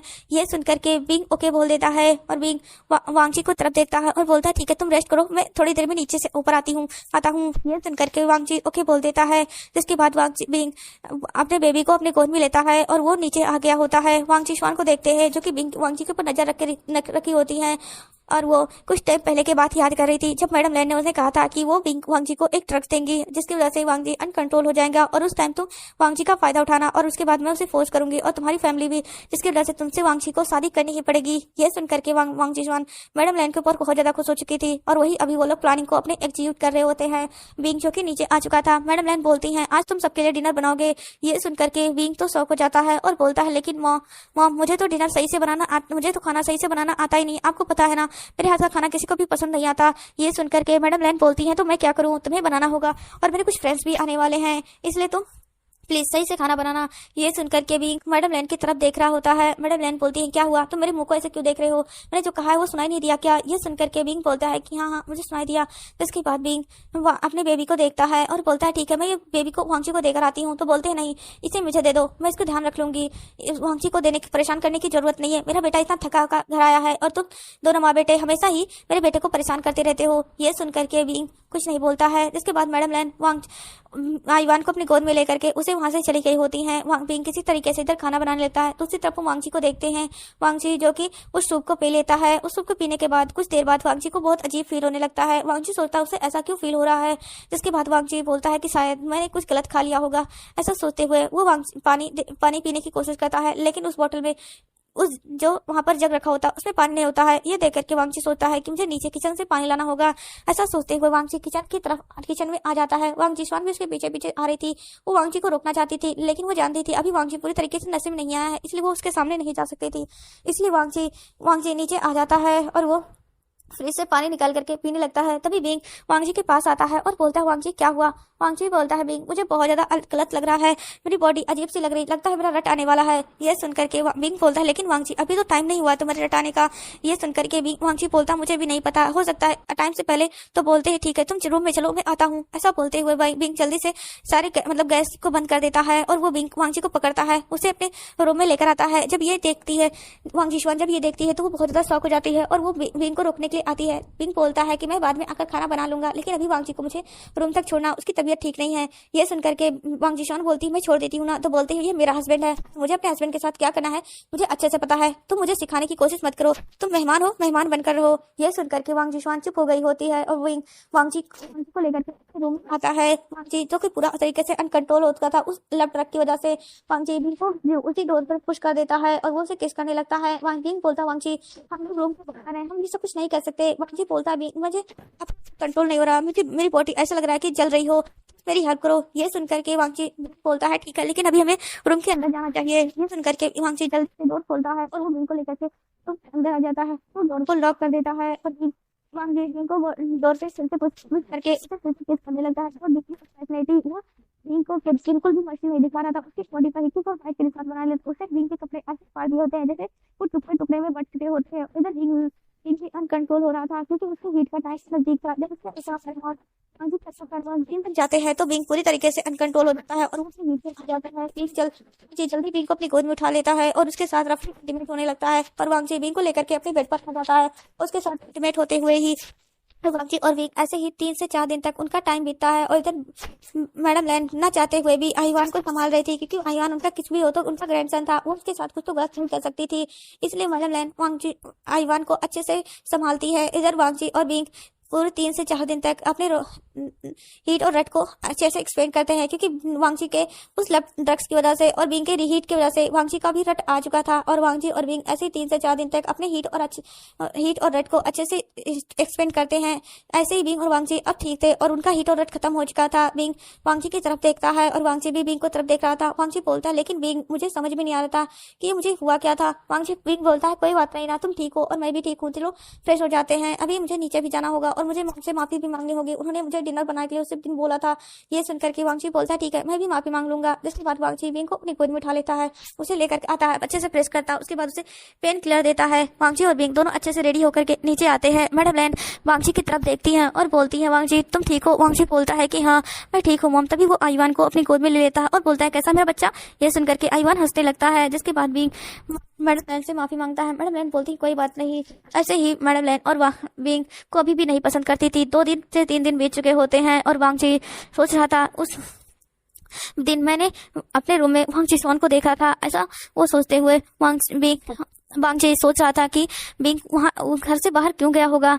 ऐसा सोचते हुए बिंग वांग जी अपनी आंखों को खोल देता है और वो जल्दी से वांग बेंचाओ के पास कॉल करता है। बेंचाओ बोलता है क्या हुआ वांग जी। वांग जी बोलता है कि बिंग वांग जी बोलता है बेंचाओ जल्द से जल्द पता लगाओ कि वह बिंग घर से बाहर क्यों गया था उस दिन, क्योंकि मुझे जहाँ तक पता है कि बिंग को उतनी रात को बाहर से बाहर जाने की कोई आवश्यकता नहीं थी। ये सुनकर के बेंचाओ बोलता है ठीक है मैं जल्दी पता लगाकर बताता हूँ। जिसके बाद बेंचाओ वांग जी के बिंग के बारे में पता लगाता है। तब उसे पता चलता है कि मैडम लैन और वांग जिशवान ने बिंग को किसी काम के लिए बाहर भेजा था और वांग जिशवान उनका बेबी बहुत ज़्यादा ही वीक था, जिसकी वजह से मतलब उसकी तबीयत खराब थी, इसलिए बिंग उसे लेकर के हॉस्पिटल के लिए निकला था और जिसकी वजह से वांग जी को कॉल करना चाहता था, लेकिन वांग जी का पहले तो फोन नहीं लगा, इसलिए बिंग उसे लेकर के हॉस्पिटल चला गया।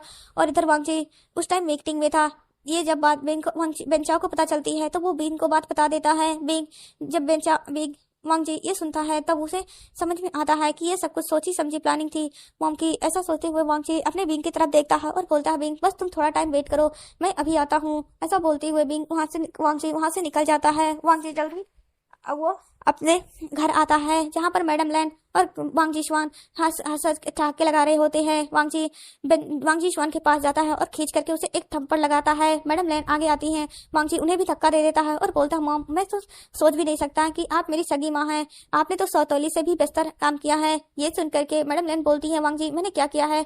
वांग जी बोलती है मॉम आप क्या किया है, आप मुझसे पूछ रही हैं आपने बिंग के साथ ऐसा क्यों किया। ये सुन करके वांग जी मैडम लैन बोलती है मैंने बिंग को क्या साथ क्या किया, तो बोलते हैं कि मुझे क्या नहीं पता है कि आज तक आप जब से मेरी और बिंग की शादी हुई है तब से आज तक आप सिर्फ बिंग को परेशान करते हुए आ रही थी, लेकिन मैं और बिंग आप लोगों के साथ रहने की वजह से, आप लोगों की इज्जत करने की वजह से हम दोनों आपके साथ रह रहे थे, नहीं तो हम मैं भी और बिंग भी इस घर से अलग हो सकते थे भाई की तरह, जैसे भाई अपनी वाइफ बेंचिंग को लेकर के अलग हो गए थे। ये सुनकर के मैडम लैन बोलती है वांग जी तुम क्या कर रहे हो, मैंने आज तक बिंग को, तो बोलती है मॉम मैं बहुत अच्छे से सब कुछ जानता हूँ, भले से बिंग मुझे कुछ नहीं बताता था लेकिन मैं सब कुछ जानता हूँ, लेकिन मैंने हर बार बिंग को कहा था कि हम लोग इस घर को छोड़ देते हैं, हम लोग अलग अपने घर में रहते हैं, लेकिन बिंग हमेशा कहता था कि उसे मॉम डैड के साथ रहना है, उसे मॉम डैड का प्यार चाहिए। जल्दी वो अपने मॉम डैड को मनाने लगा, लेकिन आप सच में एक पत्थर दिल है, पत्थर दिल, आपको सिर्फ पैसे पैसे पैसे दिखते हैं। आप जानती हैं बिंग कोब्बे कॉर्पोरेशन का इकलौता हायर है, आप उसके बारे में जानती क्या है। यह सुनकर के मैडम लैन बोलती है तुम झूठ बोल रहे हो। बिंग बोलता है वांगची बोलता है आपको नहीं पता बिंग जियांग फैमिली का सक्सेसर है और साथ ही साथ वो पूरे बे फैमिली को ओन करता है, बे कॉर्पोरेशन को ओन करता है। उसके भाई जियांग चैन और उसकी बहन जियांग याली, यहाँ तक कि उसकी madam mom aunt madam Yu और जियांग फेमिया, ये सभी लोग सिर्फ बिंग को खुश देखने के लिए उन्होंने मेरे साथ उसकी शादी कराई थी। आप लोग उसके बारे में क्या जानते हैं, हमारी प्रॉपर्टी उसकी आधी प्रॉपर्टी के बराबर भी नहीं है। और आपको क्या लगता है उसने सिर्फ पैसे के लिए मुझसे शादी की थी। आप तो सोच भी नहीं सकती कि वो कितना ज्यादा अमीर है, लेकिन वो सिर्फ आप मेरी खुशी और अपने मेरे और उसके प्यार के लिए आपके इतने सारे ताने और सब कुछ सह रहा था। लेकिन आप क्या जानती हैं, आप तो सच में एक घटिया औरत हैं। आप ओमेगा के नाम पर कलंक गरंक, आप एक माँ भी नहीं सही से बन पाई। आपने अपने बेटे की खुशियां तबाह करने में एक पल के बारे में भी नहीं सोचा। यह सुनकर के मैडम लैन बोलती है वांग जी प्लीज ऐसा मत बोलो। वांग जी बोलता है कि आप सच में आज से आपका और मेरा रिश्ता खत्म। और वांग जी स्वांग तुमने तो जो किया है तुम्हें तो अब उसका सबक मिलना ही है। जिसके बाद वांग जी किसी के पास कॉल करता है और बोलता है जितने भी मेरे फंड और जितना भी मेरे कॉन्ट्रैक्ट वांग कॉर्पोरेशन के साथ है वो सब कुछ कैंसिल कर दो, अगर कोई तू तड़ाक हो तो मुझे तुरंत बताना। ये सुनकर असिस्टेंट बोलता है ठीक है बॉस मैं अभी करता हूँ। जिसके बाद असिस्टेंट जल्दी वो मिस्टर वांग के पास कॉल करता है और बोलता है मिस्टर वांग हमारे जितने भी कॉन्ट्रैक्ट आपके साथ छोटे से बड़े और जितने भी हो रहे थे वो सब कुछ हम कैंसिल करते हैं, हम वो कॉन्ट्रैक्ट किसी दूसरी कंपनी के साथ करेंगे क्योंकि हमें प्रॉफिट नहीं मिल रहा है। ये सुनकर के मिस्टर वांग बोलते हैं कि आप हमारे साथ ऐसा नहीं कर सकते, तो बोलते हैं कि हम ऐसा कर सकते हैं क्योंकि हमारे पास पूरे राइट्स है। ऐसा बोलते हुए असिस्टेंट कॉल कर देता है। जल्दी से मिस्टर वांग मैडम लैन के पास कॉल करते हैं। मैडम लैन कॉल उठाती है और बोलती हेलो। तभी मैडम लैन मिस्टर वांग बोलते हैं कि आप हमारे साथ ऐसा नहीं कर सकती, तो बोलते हैं ये सब कुछ मैंने नहीं किया है, ये सब कुछ वांग जी ने किया और मैं सब कुछ नहीं कर सकती। तभी मैडम वांग जी किसी के पास और कॉल करता है और वो बेक ऑपरेशन होता है। बेक ऑपरेशन के असिस्टेंट जो असिस्टेंट बिंग का असिस्टेंट होता है उसके पास कॉल किया होता है। असिस्टेंट बोलता है हेलो सर। तभी वांग जी बोलता है कि तुम्हारे कॉन्ट्रैक्ट क्या वांग कॉर्पोरेशन के साथ चल रहे हैं। यह सुनकर के वो बोलते हैं कि हाँ सर हमारे वांग कॉर्पोरेशन के साथ 2 से 3 कॉन्ट्रैक्ट वो भी बहुत बड़े बड़े चल रहे हैं, तो बोलते हैं जो भी है वो सब कुछ कैंसिल कर दो। ये सुनकर के असिस्टेंट बोलता है लेकिन सर इससे हमारा लॉस हो सकता है, तो बोलते हैं मैंने कहा ना जो सब कुछ है मैं संभाल लूंगा, उसे कैंसिल करो, उन्हें मैं बैंकरप्ट करके रहूंगा और जल्द से जल्द जियांग फैमिली से मुझे बात करनी है। ये सुनकर के बोलते हैं लेकिन मैडम यू तो यहाँ पर है ही नहीं और साथ ही साथ जियांग फैमिली भी नहीं है। तो ये सुनकर के बोलते हैं ठीक है जियांग चैन तो है ना, तुम्हें उससे बात कर लूंगा, तुम रहने दो। जिसके बाद वांग जी जियांग चैन के पास कॉल करता है और बोलता है जियांग चैन मुझे तुम्हारी एक हेल्प चाहिए। ये सुनकर के के वांग जियांगचन बोलता है कि वांगजी क्या हुआ और बिंग ठीक तो है ना। ये सुनकर के वांगजी बोलता है कि हाँ बिंग ठीक है, बस मुझे किसी को बैंकरप्ट करना था। लेकिन क्या तुम्हारा जियांग वांग कॉर्पोरेशन के साथ कुछ कॉन्ट्रैक्ट चल रहे हैं? तो बोलते हैं कि नहीं, मेरा कोई भी कॉन्ट्रैक्ट वांग कॉर्पोरेशन के साथ नहीं है, लेकिन बे कॉर्पोरेशन से है। ये सुनकर के बोलते हैं कि बे कॉर्पोरेशन से है, उसको रहने दो, मैंने काम कर दिया है, ठीक है। अच्छा तुम अपना ध्यान रखना, और अंकल आंट जब आ जाए तो मुझे उनसे बात करनी है। ये सुनकर के वो बोलते हैं ठीक है। इसके बाद वांगजी कॉल कट कर देता है। वांगजी कॉल करते करते हुए बोलता है कि सॉरी जियांगचन, मैं तुम्हें नहीं बता सकता कि बिंग हुआ क्या है, नहीं तो तुम लोग परेशान हो जाओगे। ऐसा बोलते हुए वांगजी वो बेन कॉर्पोरेशन में कॉल करता है, मतलब बेन चाओ के पास कॉल करता है। बेन चाओ फोन उठाता है और बोलता है हेलो वांगजी क्या हुआ, क्या मैं आयुआन को लेकर के घर आ जाऊं? तो बोलते हैं नहीं, आयुआन को रहने दो जहां पर है वो, मैं तुम्हारे पास इसलिए कॉल किया था। क्या तुम्हारी कोई भी तुम्हारे दो ब्रांच है ना, दोनों ब्रांच से किसी से भी क्या वांग कॉर्पोरेशन का कोई भी कॉन्ट्रैक्ट चल रहा है? तो बोलते हैं नहीं, हमारा कोई भी कॉन्ट्रैक्ट उनके साथ नहीं है, लेकिन जिन फैमिली से है, जो जियांग याली है ना, उनके हस्बैंड की कुछ कॉन्ट्रैक्ट है, मुझे अभी वो हाल ही में पता चला है। ये सुनकर के वांगजी ओके बोल देता है और वो तुरंत ही जियांग याली के पास कॉल करता है। तभी उसके पास वांग जिशान आ जाती है। वांग जिशान बोलती है वांगजी प्लीज ऐसा मत करो, हमारी कंपनी को बैंकरप्ट मत करो, नहीं तो हम लोग रोड पे आ जाएंगे, प्लीज ऐसा मत करो। ऐसा बोलते हुए वो वांगजी के पैर पकड़ लेती है, लेकिन वांग जिशान के एक बारे में एक बार भी नहीं सोचता और वो बोलता है अभी तुम लोग देखते जाओ मैं तुम्हारे साथ क्या क्या करता हूँ। ऐसा बोलते हुए वांगजी जियांग याली के पास कॉल करता है। जियांग याली फोन उठाती है और बोलती है हेलो वांगजी तुम कैसे हो और मेरा बिंग कैसा है? ये सुनकर के वांगजी बोलता है कि सीजे मैं ठीक हूँ और बिंग भी ठीक है, मुझे बस इतना जानना था कि क्या वांग कॉर्पोरेशन के साथ क्या कोई कॉन्ट्रैक्ट आपके हस्बैंड का चल रहा है? तो बोलते हैं कि मुझे नहीं पता, जिन जोशन से पूछ करके बताती हूँ। तभी जियांग याली जिन जोशन को बुलाती हैं। जिन जोशन जब वहां पर आते हैं तो बोलते हैं कि क्या हुआ? याली पूछती है कि वांगजी पूछ रहा है कि क्या कोई हमारी कंपनी के साथ क्या वांग कॉर्पोरेशन का कोई भी कॉन्ट्रैक्ट चल रहा है? तो बोलते हैं हाँ, अभी हमारा 2 कॉन्ट्रैक्ट बहुत बड़े वो डील साइन हुए हैं, वो हमारे करोड़ों के हैं। क्यों, क्या हुआ? तो वांगजी बोलता है प्लीज चीजें आप वांगजी उनको फोन दे सकती हैं? तो ये सुनकर के वो बोलते हैं ठीक है। तो इसके बाद वांगजी बोलता है कि प्लीज अगर आपके कॉन्ट्रैक्ट चल रहे हैं तो प्लीज आप वो कॉन्ट्रैक्ट क्या उनके साथ कैंसिल कर सकते हैं? प्लीज हमें बहुत ज्यादा ही जरूरत है, मैं उनको बैंकरप्ट करना चाहता हूँ, आपकी हेल्प चाहिए। अगर आप ये ऐसा कर देते हैं तो ये हमारे लिए बहुत बड़ी मेहरबानी होगी। ये सुनकर के जिन जोशन बोलता है कि हाँ मैं कर सकता हूँ, लेकिन इससे हमारी कंपनी, तो बोलते हैं कि मैं आपको पूरा प्रॉफिट मतलब अपनी कंपनी से वो दोनों कॉन्ट्रैक्ट जो इतने बड़े बड़े हैं मैं उनको संभालने के लिए उस पर इन्वेस्ट करने के लिए पूरे तरीके से रेडी हूँ प्लीज। ये सुन करके जिन जोशन बोलता है ठीक है, अगर ऐसी बात है तो मैं वो कॉन्ट्रैक्ट खत्म कर सकता हूँ। जिसके बाद वांगजी बोलता है thank you brother in law. यह सुनकर के जिन जोशन बोलता है कोई बात नहीं। जिसके बाद वो कॉल कट कर देता है। तभी जियांग याली बोलती है क्या हुआ? तो बोलते हैं कुछ नहीं, बस वो बोल रहा था कि उसे कॉन्ट्रैक्ट खत्म करने हैं जो वांग कॉर्पोरेशन के साथ चल रहे हैं। ये सुनकर के जियांग याली बोलती है ऐसा क्या हुआ है वांगजी को जो इतने ज्यादा वो हड़बड़ी में था? ये सुनकर के वो बोलते हैं चलो छोड़ो जाने दो, जो भी हुआ होगा। तो वांगजी कुछ सोच समझ के ऐसा कर रहा है। तभी वांगजी किसी और के पास कॉल करता है और बोलता है सारी मीडिया और सभी जगह पर ये बात फैला दो कि जो भी वांग कॉर्पोरेशन के साथ कॉन्ट्रैक्ट करेगा या साथ ही साथ वो कोई भी शेयर होल्डर उनका साथ देगा तो वो हमारा एनिमी होगा और हम उनके साथ कोई भी कॉन्ट्रैक्ट नहीं करेंगे। ये ऐसा बात कुछ ही टाइम में फैल जाती है और ये बात फैलते ही वांग कॉर्पोरेशन के साथ जो छोटे छोटे इन कंपनियां थी वो भी अपनी इन्वेस्टमेंट और सब कुछ वापस ले लेती हैं, जिसकी वजह से थोड़ी देर कुछ ही घंटों में वांग कॉर्पोरेशन पूरी तरीके से बैंकरप्ट हो जाता है और वांग जिशान और उसके फादर और मदर को और यहाँ तक कि अपनी भी मदर को वो सबको उठा लेता है और उन्हें एक बेसमेंट में डालते हुए बोलता है कि मैं आप लोगों को टॉर्चर नहीं करूंगा, आज तक आप लोगों ने बहुत अच्छे से मेरे बिंग को टॉर्चर किया है, लेकिन अब आप लोगों की बारी है। जिसके बाद वांगजी अपने बॉडीगार्ड को वहां पर बुलाता है और ये बोलता है कि मेरी ये मॉम है, इन्हें बहुत अच्छे से खातिरदारी चाहिए क्योंकि इन्होंने अपना रंग दिखा दिया है, ये मेरे प्यार के काबिल नहीं है। ऐसा बोलते हुए वांगजी वहां से चला गया होता है। जिसके बाद बॉडीगार्ड शुरू कर देते हैं। मैडम लैन बोलती है मैं तुम्हारी मालकिन हूँ और तुम मेरे साथ ऐसा नहीं कर सकते। ये सुनकर के वो बोलते हैं कि हमारे बॉस ने हमें ऑर्डर दिया है, जो हमारे बॉस ऑर्डर देते हैं हम वही करते हैं, हम आपके बॉडीगार्ड नहीं हैं, हम बे फैमिली के बॉडीगार्ड हैं और जो हमारे मास्टर बिंग को हर्ट करने की कोशिश करेगा हम उन्हें बहुत अच्छे सबक सिखाते हैं। ये सुनकर के मैडम लैन तो पूरी तरीके से शॉक हो गए होते हैं। मैडम लैन बोलती है तुम बे फैमिली के बॉडीगार्ड कैसे हो सकते हो, तुम तो हमारे लिए काम करते हो ना? तो बोलते हैं नहीं, हम बिंग सर के लिए काम करते हैं और हम उनके हस्बैंड वांगजी सर को प्रोटेक्ट करते हैं। ये सुनकर के तो मैडम लैन पूरी तरीके से शॉक हो गई होती हैं। अब वो अपनी जान की भीख मांग रही होती हैं, लेकिन वो बॉडीगार्ड छोड़ते नहीं है, उन्हें बहुत अच्छे से पनिश करते हैं। दोनों ही सभी लोग चीख चिल्ला रहे होते हैं, लेकिन वहां पर कोई भी रुकने वाला नहीं था। और इधर वांगजी जो कि बिंग के पास आ चुका होता है, वो बिंग के होश में आने का वेट कर रहा था।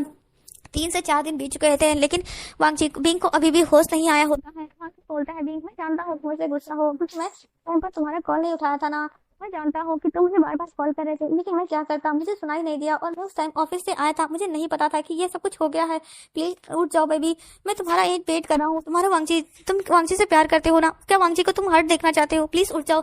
ऐसा बोलते हुए वांगजी बार बार बिंग से रिक्वेस्ट कर रहा था, लेकिन बिंग के कानों तक जैसे ये बात जा ही नहीं रही होती है और बिंग अपनी आंखें नहीं खोल रहा होता है। वांगजी बहुत ज्यादा परेशान हो जाता है और वो बोलता है, ठीक है मत उठो, मैं तुमसे बात ही नहीं करूंगा, मैं तुमसे गुस्सा हो जाऊंगा। लेकिन बिंग को ये भी जैसे लग रहा था सुनाई नहीं दे रहा था। ऐसे ही 3 से 4 दिन के साथ साथ दिन बीतने लगे होते हैं। वांगजी हर रोज बिंग से बात करता, हर रोज अपने वो काम करता और ये बात जल्दी जियांग फैमिली और जिन फैमिली को भी पता चल जाती है। सभी लोग बिंग से मिलने के लिए आए होते हैं। जब ये बात मैडम यू को पता चलती है कि किसकी वजह से बिंग की हालत है, तब वो बोलती है कि मैं उस मैडम लैन को तो छोड़ने वाली नहीं हूँ और साथ ही साथ उस वांग जिशवान को मैं उन्हें इस दुनिया से गायब करके रहूंगी। ये सुनकर के बिंग वांग से बोलता है कि आंट आपको इसके बारे में सोचने की जरूरत नहीं है, उन्हें उनकी पनिशमेंट मिल चुकी है और शायद अब वो इस दुनिया में भी नहीं होंगी, क्योंकि मैं ऐसी मदर को अपनी लाइफ में नहीं रखना चाहता, क्योंकि वो मेरी सगी मदर नहीं थी। यह सुनकर के तो बिंग मैडम यू पूरी तरीके से शॉक हो जाती हैं। मैडम ही बोलती हैं, लेकिन तुमने तो कभी बताया नहीं। तो बोलते हैं कि मेरी मदर की मेरे जन्म के समय ही हो गया था उनका डेथ। ये सुन करके, और उन्होंने मेरे डैड की वो पहले गर्लफ्रेंड हुआ करती थी, इसलिए मेरे डैड डिप्रेशन में रहते थे। लेकिन मैंने कभी भी इस बात को अपने आप पर हावी नहीं होने दिया कि इन लोगों की वजह से मेरी मॉम की डेथ हुई। मैं हमेशा इन लोगों से प्यार करने की कोशिश करता था, क्योंकि उन्होंने चाहे हो किसी भी तरीके से उन्होंने मुझे पाल पोस के बड़ा किया था, मेरे भाई को, इसलिए मैं हमेशा इन्हें अपना समझता था। मेरे भाई हमेशा बोलते थे कि वो तुमसे प्यार नहीं करती, वो सिर्फ तुमसे नफरत करती हैं, लेकिन मैं हमेशा उन पर अपना प्यार लुटाया करता था। ये सुनकर के मैडम लैन बोलती है, लेकिन तुमने हमेशा कहा था कि वो तुम्हारी सगी मदर हैं। तो बोलते हैं कि सगी थी, क्योंकि उन्होंने जन्म नहीं दिया था लेकिन पाल पोस के बड़ा किया था, इसलिए मैं उन्हें सगी जैसा ही ट्रीट करता था, उन्हें हमेशा अपनी सगी माँ की तरह ही माना था। ये सुनकर के मैडम यू बिंग वांगजी को हक कर लेती हैं और बोलती है, तुम चिंता मत करो, मैं हूं ना, और तुम चिंता मत करो, बिंग से मैं बात करूंगी, वो तुम्हें माफ कर देगा। ऐसा बोलते हुए वहाँ से मैडम यू चली जाती हैं। वांगजी अभी भी बिंग के पास ही बैठा होता है। 3 से 4 महीने बीत चुके होते हैं और वांगजी बिंग के पास बैठ करके बोलता है, बिंग अब तुम बहुत ज्यादा गुस्सा दिला रहे हो मुझे, तुम जानते हो तुम्हारे प्रोफेसर को बहुत ज्यादा गुस्सा आता है, अगर तुम नहीं उठे तुम्हारे प्रोफेसर तुम्हें बहुत ज्यादा पनिश करेगा। ऐसा बोलते हुए वांगजी बिंग को हिलाने लगता है। तभी आईवान रोने लगता है। आईवान जब रो रहा था तो वांगजी आईवान को उठाता है और वो बिंग के ऊपर बैठा देता है। आईवान रोते हुए बिंग के सीने पर बार बार हिट कर रहा था और वो जैसे किसी चीज का डिमांड कर रहा हो, लेकिन आईवान को उठा ही नहीं रहा था। वांगजी से कहा नहीं जाता तो वांगजी अपने आईवान को उठा लेता है, उसे चुप कराने लगता है और इधर बिंग के फिंगर्स हिलने लगे होते हैं। आईवान को रोता हुआ देख करके वांगजी बोलता है, आईवान चुप हो जाओ, मैं तुम्हारी मदर को कैसे बताऊं कि तुम नहीं चुप हो रहे हो। ऐसा बोलते हुए आईवान बार बार वांगजी आईवान को चुप करा रहा था, लेकिन वांगजी समझ नहीं पाया था उसे क्या चाहिए। ऐसी बहुत देर बीतने के बाद आईवान चुप हो जाता है और वो सो भी जाता है। वांगजी बिंग को आईवान को बेंचाओ के गोद में देते हुए बोलता है, तुम वांगजी बिंग उसका ध्यान रखना। ये सुनकर के बेंचाओ बोलता है कि हाँ मैं उसका ध्यान रखूंगा, लेकिन तुम इसको ध्यान रखो। तो बोलते हैं अपने तुम्हारा बेबी कैसा है? तो बोलते हैं कि वो ठीक है। ये सुनकर के बोलते हैं ठीक है। जिसके बाद बेंचाओ आईवान को लेकर के लिनजियाओ के पास आ जाता है। लिनजियाओ बोलती है कि आईवान बेबी तुम कैसे हो? आईवान कुछ नहीं बोलता है और उसकी आंखों में आंसू देख करके आईवान की वांग जिशवान बोलती है कि क्या हुआ, तब वांग सब कुछ बता देता है। तो सुनकर के बोलते हैं कि क्या करें, हम तो कुछ भी नहीं कर सकते, जितना हम कर सकते थे उतना कर रहे हैं। ऐसे ही वांगजी बोलता है, उठोगे ना, ठीक है तुम चाहते हो तुम्हारा बेबी तो ठीक है, तुम सोते हो और मैं बनने जा रहा हूँ। ऐसा बोलते हैं कि वांगजी वहाँ से जाने लगता है। तभी अचानक से वांगजी का हाथ पकड़ लेता है। वांगजी जब फील करता है तो उसके हाथ को किसी ने पकड़ा है, तो पीछे मुड़कर देखता है जहाँ पर वांगजी अपनी आंखें खोल चुका था और वो वांगजी का हाथ पकड़ा होता है। वांगजी बिंग को देखता है और उसे हाथ कर लेता है। बिंग वांगजी को अपने हाथ से दूर करता है। बिंग बोलता है, वांगजी तुम ये क्या करने जा रहे थे? ये सुनकर के वांगजी बोलता है, सॉरी बिंग मेरी गलती है ना, मैं उस दिन अगर टाइम पर फोन उठा लिया होता तो आज ये तुम्हारे साथ नहीं होता। ये सुनकर के बिंग बोलता है, वांगजी तुम उस रात को क्या कर रहे थे? ये सुनकर के वांगजी बोलता है, बिंग मैं शावर ले रहा था। ये सुनकर के बिंग बोलता है कि क्या वांग जिशवान के साथ? तो वांगजी बोलता है, बिंग तुम ऐसा सोच भी कैसे सकते हो कि मैं उस वांग जिशवान के साथ शावर लूंगा? मैं तुमसे प्यार करता हूँ, मैं सिर्फ तुम्हारे साथ रहना चाहता हूँ। वांग जिशवान हमारे बीच में गलत फहमियां पैदा करना चाहती थी और वो ऐसा करने में शायद कामयाब भी हो जाती, लेकिन प्लीज तुम उस पर विश्वास करो। बिंग बोलता है, मैं तुम पर विश्वास करता हूँ, तुम मेरे प्यार हो और मैं जानता हूँ मेरा वांगजी कभी मुझे धोखा नहीं देगा। ये सुनकर के वांगजी बिंग को हक कर लेता है और बोलता है कि क्या तुम परिवार से धोखा करते हो? तो वांगजी बोलता नहीं, इसे हॉस्पिटल में मत लाना, तबीयत खराब हो जाएगी। लेकिन कुछ घंटों पहले आईवान को यहाँ पर रोते हुए सुना था, तो बोलते हैं हाँ आईवान तुमसे मिलने आया था लेकिन तुम उठे नहीं। यह सुन करके भी बोलता है सॉरी, मुझे उठे सॉरी बोलना होगा ना, तो बोलते नहीं। जिसके बाद वांग जी जल्दी से मैडम मैडम यू सभी को कॉल कर देता है। सभी लोग वहाँ पर पहुंच जाते हैं। इधर बेंचाओ बिलेंचाओ और उनका दोनों बेबी को लेकर भी पहुंच जाते हैं। पिंक जब ये देखता है तो वो बेंचाओ को डांटने लगता है कि तुम न्यू बॉर्न बेबी को भी लेकर आए हो और आईवान को भी लेकर आए हो। ये सुन करके बेंचाओ बोलता है मैं तो बहुत ज्यादा खुश हो गया था अपने दोस्त को इस तरह देख करके। तभी बेंचिंग बोलती हाँ हाँ ये नालायक खुश तो हो ही जाएगा, इसे पता कहाँ होता है कि करना कब क्या होता है। ये सुनकर के लिंजियाओ हंसने लगती है। सभी लोग खुश थे। धीरे धीरे टाइम बीतता है और बिंग पूरी तरीके से स्वस्थ होकर के अपनी फैमिली के साथ घर रहने आ चुका था और बिंग और वांग जी अब बे मेंशन में रहने लगे होते हैं। साथ ही साथ मैडम यू तो साफ साफ जियांगचन से बोल दी थी अगर तुम जल्द से जल्द शादी नहीं किए तो मैं भी वांग जी और बिंग के साथ ही रहने लगूंगी। ये सुनकर के वांग बेंचाओ वो बोलता है कि क्या करूं मदर, मुझे कोई लड़की मिल ही नहीं रही है। ये सुनकर के बोलते हैं अगर लड़की नहीं मिली तो लड़का खोज दो, लेकिन मैं नहीं जानती जल्द से जल्द किसी भी भूमिका के साथ तो रास्ते से पकड़ करके भी तुम शादी करके लाओगे, मैं उसमें भी खुश हो जाऊंगी। अगर तुम नहीं शादी करके लाए ना तो मैं तुम्हें अपने घर से बाहर निकाल दूंगी। ये सुनकर के जैक्सन तो बहुत ज्यादा शौक हो चुका था और वो अपनी मॉम की तरफ देख रहा था, लेकिन बेचारा जानता था उसकी मॉम कह रही है तो वो कर भी सकती है। इसलिए वो बहुत ज्यादा टेंशन में वो एक क्लब में आ जाता है जहाँ पर उसकी मुलाकात एक लड़की से होती है जो कि एक ओमेगा थी। वो वहीं पर बैठ करके ड्रिंक कर रहा था। तभी वो ओमेगा वो जियांगचन के पास आ जाती है और बोलती है क्या हुआ, तुम बहुत ज्यादा सैड लग रहे हो। ये सुन करके जियांगचन बोलता है कि क्या करूं, मैं सैड हूँ, अगर मैंने जल्द से जल्द शादी नहीं की तो मेरी मॉम मुझे घर से बाहर निकाल देंगी। ये सुन करके वो लड़की हंसने लगती है और बोलती है तुम्हारी कंडीशन तो मेरी जैसी ही है यार। ये सुन करके जियांगचन तो बहुत ज्यादा शौक हो जाता है और बोलता है क्या सच में, चलो हम दोनों ही शादी कर लेते हैं और दोनों ही सिचुएशन से बच जाएंगे। तभी वहां पर जिनजुशन आ जाता है और बोलता है म्या चलो यहाँ से। म्या बोलती भाई मुझे नहीं जाना और मुझे भी किसी से भी शादी नहीं करनी। ये सुन करके वो बोलते हैं कि तुम्हारी शादी फिक्स हो चुकी है।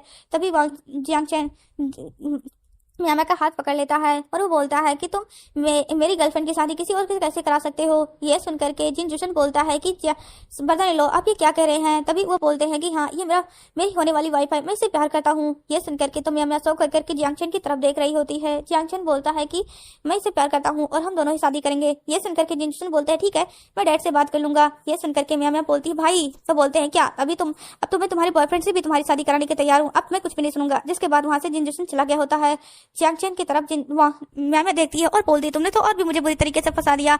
ये सुनकर के जियांगचन बोलता है क्या हुआ, मैंने फंसाया नहीं है, तुम्हें समझ सकती हो, मैंने तुम्हें निकाला है। जिसके बाद वो दोनों घर आ जाते हैं। जिसके बाद उनकी बात कोई सुनता भी नहीं है और जियांगचन और मैम की शादी हो जाती है और उनकी सौगात पे उनकी फाइट हो रही होती है। धीरे धीरे टाइम बीतता है और कुछ ही टाइम में उन दोनों को भी एक दूसरे से प्यार हो जाता है और मैम और जियांगचन साथ रहने लगे होते हैं। इधर बेंचिंग को पता चलता है कि वो भी प्रेग्नेंट है। ये जानकर के बेंचिंग बहुत ज्यादा खुश होती है और वो अपने ये बात लेंसन को बताती है। लेंसन भी बहुत ज्यादा खुश होते हैं और वो बोलते हैं कि हमारी लाइफ में खुशी आ गई, हम कितने दिनों से इसका वेट कर रहे थे। ये सुनकर के बेंचिंग बोलती है कि हाँ। जिसके बाद हम दूसरी तरफ सिचन को मास्टर लैन को देखते हैं जो कि वांगजी के पास आए होते हैं। वांगजी उनसे बोलता है क्या हुआ, आप मेरे पास क्या कर रहे हैं। ये सुनकर के मास्टर लैन बोलते हैं मैं जानता हूँ कि मैंने तुम्हारी मदर के साथ या तुम्हारे साथ कुछ भी सही नहीं किया था, प्लीज मुझे माफ कर दो। ये सुनकर के वांगजी बोलता है कि मुझे से माफी मांगने की कोई जरूरत नहीं है, आपको जिससे माफी मांगना चाहिए था वो इस दुनिया में नहीं है, आपने उसके साथ गलत किया था, मुझे आपसे कोई भी लेना देना नहीं है। ये सुनकर के मास्टर लैन बोलते हैं मैं जानता हूँ कि मुझे तुम्हारी मॉम को चीट नहीं करना चाहिए था, उनके होते हुए दूसरी लड़की मेरे साथ रिश्ता नहीं बनाना चाहिए था। मैं जानता हूँ मैं गलत था, लेकिन मैं उस टाइम बहक गया था और मुझे उस लड़की ने, मैं कहूँगी मैं उस लड़की को खुद ही पागल, उसके प्यार में पागल हो गया था, इसलिए मैंने तुम्हारी मॉम को टॉर्चर करना शुरू कर दिया। मैं जानता हूँ कि मैं तुमसे माफी का उम्मीद करना ही मेरे लिए बहुत बड़ी मूर्खता है, लेकिन मैं क्या करूँ, मैं अब अपनी फैमिली के साथ रहना चाहता हूँ। यह सुनकर के वांगजी बोलता है लेकिन मैं अब आप सबके साथ नहीं रहना चाहता क्योंकि मैंने अपनी बींग को बहुत ज्यादा हर्ट कर लिया, अब मैं उसकी भी बात नहीं सुनूंगा, अगर वो तो आपके साथ रहना चाहेगा फिर भी नहीं रहूंगा। यह सुनकर के मास्टर लैन बोलते हैं ठीक है बेटा अपना ध्यान रखना। जिसके बाद वहां से मास्टर लैन चले गए होते हैं। बिंग और वांगजी ऐसे ही खुश रहने लगे थे। उनके सभी लोग एक दूसरे से कभी कभी सभी के घर मिलने जाते थे। बिंग और वांगजी अब उनकी लाइफ में एक नया मेहमान आने वाला था, उनका नया और एक दूसरा बेबी। बिंग और वांगजी इसके लिए बहुत ज्यादा एक्साइटेड थे। ऐसे ही बिंग और वांगजी अपनी लाइफ में बहुत ज्यादा खुश थे और वो लोग अपनी ऊंचाइयों पर भी हर ऊंचाई को छूते हैं। बिंग और वांगजी ऐसे ही अपनी लाइफ में मस्त रहते। इसी के साथ ये स्टोरी खत्म होती है। अगर आपको पसंद आएगी तो मेरे चैनल को लाइक, सब्सक्राइब एंड कमेंट कर दीजिएगा। Thanks for watching this story.